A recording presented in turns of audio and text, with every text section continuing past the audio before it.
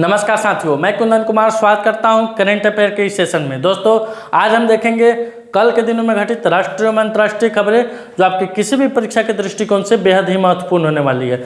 Video शुरू करने से पहले जान लेते हैं कल वीडियो के लास्ट में जो आपसे क्वेश्चन पूछा गया था उसका आंसर क्या था। तो कल जो क्वेश्चन पूछा गया था कि बिहार के किस जिले में कृषि ट्रेनिंग सेंटर स्थापित किया जाएगा। ऑप्शन है मुजफ्फरपुर, राजगीर, नवादा, पटना।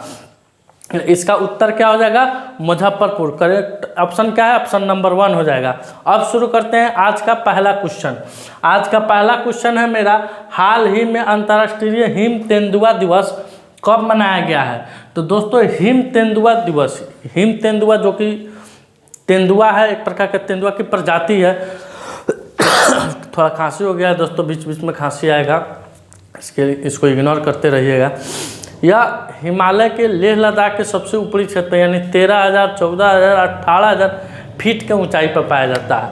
कहाँ पाया जाता है? लगभग 13,000 से 18,000 फीट की ऊंचाई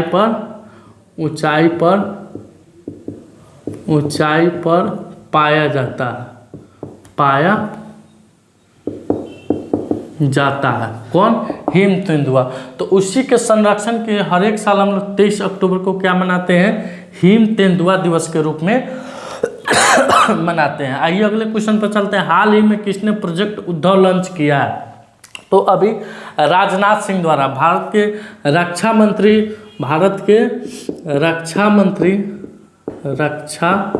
मंत्री कौन है?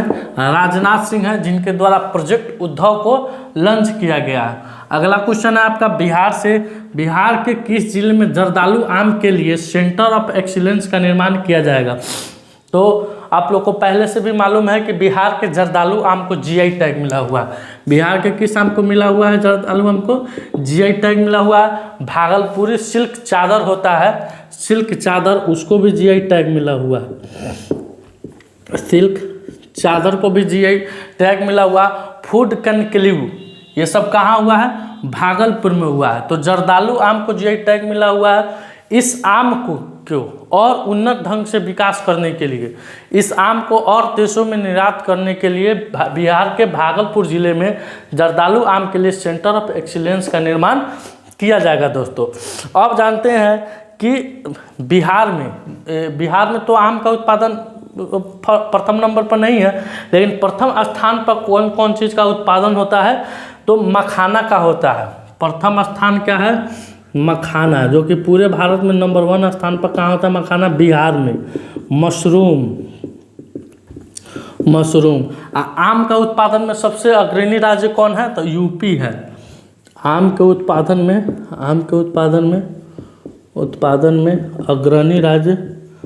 अग्रणी राज्य आपका यूपी है। लेकिन यूपी में जर्दालू आम का जो होता है ना, जर्दालू आम जो अपने आप में बहुत ही काफ़ी अच्छा सेंटर रहता है इसका। ये जर्दालू आम यूपी में नहीं होता है। ये कहाँ पाया जाता है? सिर्फ बिहार में ही पाया जाता है, इसलिए इसे जीआई टैग मिला हुआ है। अब इसके संरक्षण के लिए सेंटर ऑफ एक्सीलेंस का निर्माण किया जा रहा है। तो आपके एक क्वेश्चन से कितना बना? भारत में सबसे अधिक मखाना बिहार में होता है, सबसे अधिक मशरूम बिहार में होता है। आम के उत्पादन में अग्रणी राज्य आपका यूपी है, और जर्दालू आम को जीआई टैग मिला हुआ है। भागलपुर के सिल्क चादर को भी मिला हुआ है। अभी फूड कनक्लेव कहाँ हुआ है? तो भागलपुर में हुआ है। बैडमिंटन, बिहार का प्रथम बैडमिंटन अकादमी कहाँ खोला गया है? तो वो भी भागलपुर में खोला गया है। आइए अगले क्वेश्चन पर चलते हैं। हाल ही में बिहार म्यूजियम में किस देश के कलाकारों की प्रदर्शनी इन अनदर ग्रीन व सूर्यकाल का प्रदर्शन उद्घाटन किया गया? तो अभी इजराइल के कलाकारों के द्वारा बिहार के म्यूजियम में कलाकारों की प्रदर्शनी इन अनदर ग्रीन व सूर्यकाल का प्रदर्शन व उद्घाटन किया गया है। आइए अगले क्वेश्चन पर चलते हैं। हाल ही में आरबीआई ने कहाँ उप कार्यालय का उद्घाटन किया है? तो अभी आरबीआई ने अपना उप कार्यालय का उद्घाटन ईटा यानी अरुणाचल प्रदेश की राजधानी ईटानगर में किया है। आरबीआई, तो आरबीआई की स्थापना कब हुई थी? 1935 में हुई थी। कब हुई थी दोस्तों? 1935 में हुई थी। 1 अप्रैल 1935 ईस्वी को हुई थी। 1 अप्रैल। इसका मुख्यालय कहाँ है? तो मुंबई में है। इसका मुख्यालय मुंबई में है। अभी इसके वर्तमान टाइम में आरबीआई के अध्यक्ष गवर्नर कौन है? तो शक्तिकांत दास है। कौन है? शक्तिकांत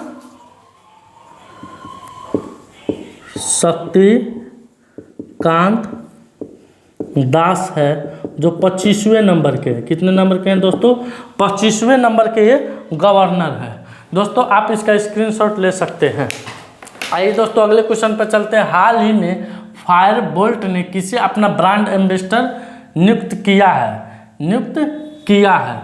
तो अभी फायरबोल्ट वो कंपनी है जो कि स्मार्ट वॉच बनाती है। आजकल देखते होइएगा कि सब लोग के हाथ में, बहुत लोगों के हाथ में क्या रहता है? स्मार्ट वॉच रहता है। इसी से फ़ोन उठा लेगा लोग, इसी से फ़ोन कर देगा, इसी से म्यूजिक हो जाता है, इसी पर मैसेज कर लेगा लोग, वो आपके मोबाइल से कनेक्टेड रहता है। तो वह कौन कंपनी बनाती है? फायरबोल्ट बनाते हैं। तो इसके अभी ब्रांड एम्बेसडर किसे नियुक्त किया गया है? तो विजय देवरकोंडा को नियुक्त किया गया है। किसे नियुक्त किया गया? विजय देवरकोंडा को नियुक्त किया गया। दोस्तों आपको यह जानकारी होनी चाहिए कि एक ही कंपनी के कितने आदमी ब्रांड एम्बेसडर बन सकते हैं। तो मान लीजिए एक कंपनी है, जैसे कि फायरबोल्ट हुआ, पूमा ले लीजिए। अभी हाल फिलहाल पूमा आया था आपका क्वेश्चन, पूमा के ब्रांड एम्बेसडर पहले से कौन थे? विराट कोहली थे। कौन थे? विराट कोहली थे। अब नया पर कौन बन गए हैं? मोहम्मद शमी बन गए हैं। कौन बन गए हैं दोस्तों? मोहम्मद शमी बन गए हैं। और ये दोनों न्यूजीलैंड के मैच के हीरो भी रह चुके हैं। विराट कोहली ने 95 रन बनाया। थोड़ा विषय से विषय अंतर हो रहे हैं, लेकिन ये भी आपको जानने का जरूरी है, इसमें भी 1-2 क्वेश्चन आ रहा है। और मोहम्मद शमी ने 5 विकेट लिए हैं। और न्यूजीलैंड पर 20 साल के बाद यह जीत हुआ है। कितने साल के बाद? 20 साल के बाद आईसीसी टूर्नामेंट में, आईसीसी वर्ल्ड कप के टूर्नामेंट में 2019 में हम लोग सेमीफाइनल में हारे थे, तो न्यूजीलैंड से ही हारे थे। किससे हारे थे? न्यूजीलैंड से ही हारे थे। और इसी के चलते हम लोग बाहर हुए थे, और इसका बदला भारतीय टीम ने ले लिया। तो ये दोनों कल के मैच के हीरो थे। कौन? विराट कोहली और मोहम्मद शमी। तो ये दोनों व्यक्ति अभी पूमा के क्या है? ब्रांड एम्बेसडर है। तो ये बात जान लीजिए कि कोई भी कंपनी अपना एक से अधिक, उसको जितना मन करेगा उतना ब्रांड एम्बेसडर लगेगा। जैसे बीमल गुटखा का प्रचार आता है, तो उसको अजय देवगन भी करते हैं, शाहरुख खान भी करते हैं, अक्षय कुमार भी करते हैं, आपको अमिताभ बच्चन साहब भी करते थे। मैंने एक कंपनी आपको कितना भी ब्रांड एम्बेसडर नियुक्त कर सकते हैं। तो इसके ब्रांड एम्बेसडर कौन है? विजय देवरकोंडा। आइए अगले क्वेश्चन पर चलते हैं। हाल ही में विश्व स्वास्थ्य शिखर सम्मेलन 2023 कहाँ आयोजित हुआ है? तो अभी विश्व स्वास्थ्य शिखर सम्मेलन 2023 का आयोजन बर्लिन में हुआ है। कहाँ हुआ दोस्तों? बर्लिन में हुआ। अब बढ़ते हैं अगले क्वेश्चन पर। हाल ही में प्री बुक किए गए भोजन की डिलीवरी के लिए आईआरसीटी ने किसके साथ साझेदारी की है? तो अभी प्री बुक किए गए भोजन की डिलीवरी के लिए आईआरसीटी ने जोमेटो के साथ साझेदारी की है। यानी अब आप आईआरसीटी के ऐप पर जाकर, उस पर जोमेटो भी रहेगा, उस जोमेटो पर जाकर आप अपना भोजन बुक कर सकते हैं। आप किस तरह से अपना भोजन बुक कर सकते हैं, थोड़ा इसके बारे में भी जान सकते हैं। जब आप आईआरसीटी के ऐप पर जाकर टिकट बुक करते हैं, तो उसी समय आपको एक ऑप्शन आता है फूड का। तो आप फूड का उसमें ऑर्डर दे सकते हैं, जो आपको खाने की इच्छा करेगा ऑर्डर दे सकते हैं। इसके लिए आपको अपना PNR नंबर देना होगा। क्या देना होगा दोस्तों?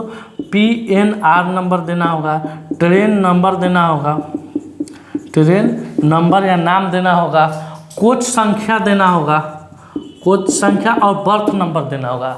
इसी बर्थ पर आपको यह भोजन अलाउड हो जाएगा। इसके बाद आपको स्टेशन फिक्स बताया जाएगा। जैसे कि बापूधाम मोतिहारी स्टेशन से आप चढ़ रहे हैं, तो आप बेतिया लेना चाह रहे हैं तो बेतिया स्टेशन पर आपको मिलेगा। आप गोरखपुर लेना चाह रहे हैं तो गोरखपुर स्टेशन पर मिल जाएगा। यानी जिस स्टेशन पर आप लेना चाह रहे हैं उस स्टेशन के बर्थ पर आपको यह भोजन पहुंच जाएगा। तो अभी किसके साथ साझेदारी की है आईआरसीटी ने? तो जोमेटो के साथ साझेदारी की है। आइए अगले क्वेश्चन पर चलते हैं। हाल ही में अरब सागर में आए चक्रवात तेज का नामकरण किस देश ने किया है? तो अरब सागर में एक चक्रवात आया है तेज। दोस्तों कौन आया है? तेज आया है, जिसका नामकरण किसने किया है? भारत ने किया है। अपना देश भारत ने किया है। तो जान लेते हैं पिछले कुछ दिनों में जो चक्रवात आए थे उसका नामकरण कौन कौन देश किया है? तो विपर्जॉय, इसका नामकरण बांग्लादेश ने किया था। विली विलिप, इसका नामकरण ऑस्ट्रेलिया ने किया था। हरिकेन कैरेबियन सागर में हुआ था। ओशनी श्रीलंका में आया था। कहाँ का आया था? विपर जो है Bangladesh, willy willy Australia, hurricane Caribbean सागर, ओशनी श्रीलंका में आया था। अब चलते हैं अगले क्वेश्चन। अगला क्वेश्चन VVI एकदम। हाल ही में किसने देश की पहली सेमी हाई स्पीड क्षेत्रीय रेल सेवा नमो भारत का उद्घाटन किया? तो अभी भारत के प्रधानमंत्री नरेंद्र मोदी के द्वारा भारत में सेमी हाई स्पीड क्षेत्रीय रेल सेवा नमो भारत का उद्घाटन किया गया।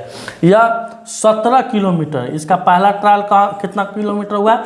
17 किलोमीटर हुआ है। 17 किलोमीटर हुआ है। अब इसमें आप दिल्ली से मथुरा का दूरी, दिल्ली से मथुरा जाने में पहले 4 से 5 घंटे का समय लगता था, लेकिन अब आप दिल्ली से मथुरा कितना देर में जा सकते हैं? तो मुश्किल से मुश्किल 1 घंटा में जा सकते हैं इस ट्रेन के आ जाने से। दोस्तों आप इसका स्क्रीनशॉट ले सकते हैं। दोस्तों आज का जो मेरा सवाल है, पोषण जागरूकता सूचकांक 2023 में भारत का कौन सा राज्य शीर्ष स्थान पर रहा है? तो इसका ऑप्शन है आपके सामने स्क्रीन पर। बिहार है, उत्तर प्रदेश है, पंजाब है, राजस्थान है। इसका उत्तर आपको कमेंट सेक्शन में जाकर देना है कि पोषण जागरूकता सूचकांक 2023 में भारत का कौन सा राज्य शीर्ष स्थान पर रहा है। आपको शीर्ष स्थान भी बता देना होगा और अंतिम पायदान पर जो राज्य चल रहा है उसको भी, अगर आप उसका उत्तर जानते होंगे, चूँकि 1-2 दिन पहले क्लास में मैंने इसका जिक्र किया था, उसको भी आपका आंसर लिख देना है। दोस्तों आज का सेशन मेरा यही समाप्त हुआ। आप लोग को यह सेशन अच्छा लगे तो वीडियो को लाइक कीजिएगा, शेयर कीजिएगा और अपने जितने भी आपके मोबाइल में व्हाट्सएप ग्रुप है उन सभी ग्रुप में शेयर कीजिएगा। मिलते हैं आपसे अगले वीडियो में, तब तक के लिए धन्यवाद। भारत माता की जय।